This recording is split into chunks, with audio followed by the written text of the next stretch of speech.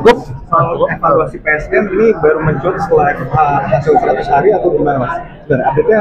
Setahu saya PSN ini memang harus terus dievaluasi. Jadi Bapak Presiden Prabowo juga menyampaikan kepada jajaran kabinet PSN yang sudah terdata ada 280 sekian PSN ya, yang ini juga sudah berjalan sekian tahun terakhir. Tidak hanya tentu terkait dengan infrastruktur, karena ini berkaitan dengan ekonomi, berkaitan dengan berbagai elemen mengapa sebuah proyek dikatakan sebagai PSN. Nah, disinilah Bapak Presiden berharap kita review dengan baik, kita evaluasi dengan baik bersama-sama. Apakah sudah on the track, apakah sudah sesuai dengan tujuan awal dan progresnya baik, atau ada hal-hal yang perlu dievaluasi, perlu dilakukan penyesuaian-penyesuaian. Karena sekali lagi, tentu pembangunan itu selalu dihadapkan pada anggaran fiskal. Nah, kita tahu bahwa semangat untuk pembangunan yang tepat sasaran ini juga konsekuensinya pada penentuan prioritas, dihadapkan pada keterbatasan anggaran. Namun, ini juga menjadi pelecut bagi kami untuk mencari sumber-sumber pendanaan pembangunan infrastruktur yang juga kredibel dan yang kreatif, yang inovatif. Tidak hanya bergantung pada APBN. Kita harus mencari investasi datang dari dalam dan luar negeri yang sekali lagi bisa membantu pemerintah melalui skema-skema yang baik ya, kerjasama yang baik agar bisa melanjutkan pembangunan infrastruktur, termasuk infrastruktur yang tadi diharapkan bisa memberikan dampak langsung pada pertumbuhan ekonomi yang tinggi. Oke, cukup ya. Cukup ya. Terima kasih ya.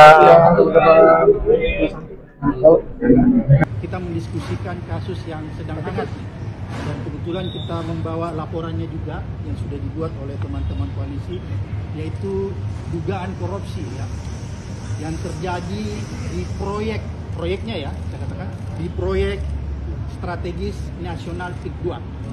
Jadi kita ingin KPK lebih konsentrasi ya, menelisik, melakukan investigasi terhadap proyek strategis nasional, karena kita melihat di dalamnya bahwa kuat dugaan telah terjadi tindak pidana korupsi di dalam penetapannya sebagai proyek strategis nasional.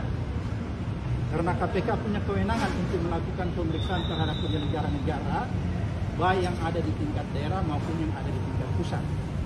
Karena kita bisa duga bahwa penetapan PIK menjadi PSN itu tidak terlepas dari praktek kong kali kong, praktek suap menyuap, ya, dan lebih jauh kita bisa melihat bahwa di situ ada kerugian negara sebenarnya, pasal 2 kerugian negara.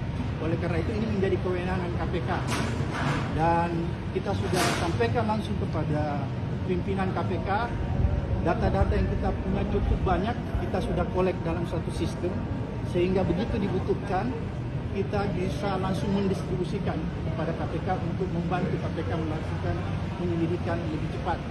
Tapi kami yakin juga bahwa KPK juga pasti punya data yang cukup untuk melakukan yang namanya berbagai.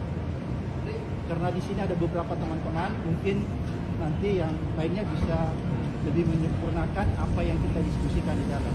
Yang jelas kita melaporkan proyeknya ya, proyek strategis nasionalnya. Kemudian juga kita melaporkan tentang ada dugaan kuat terjadi suap menyuap gratifikasi di dalam penerbitan sertifikat di atas laut ya, yang diduga kuat dilakukan oleh Agung Sedayu Group dan anak perusahaannya ya, yang super cepat. Oleh karena itu kita meminta supaya KPK tidak usah khawatir memanggil orang yang merasa dirinya kuat selama ini, yaitu aguan ya, karena nama ini seolah-olah diciptakan mitos bahwa dia tidak tersentuh oleh hukum ya.